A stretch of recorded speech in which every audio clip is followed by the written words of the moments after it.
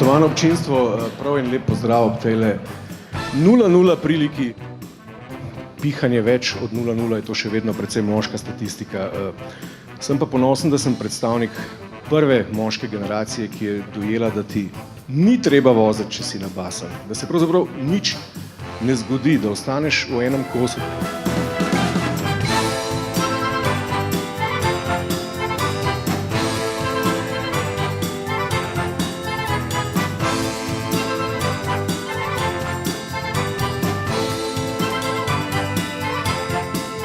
Nekoč so bile stvari drugačne. Spominjam se 80. leta, nek piknik na Kureščku.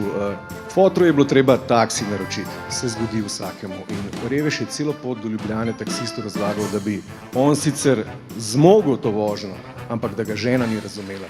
In taksist, kot pravi moški, tudi on je imel mogočne brke, ga je razumel.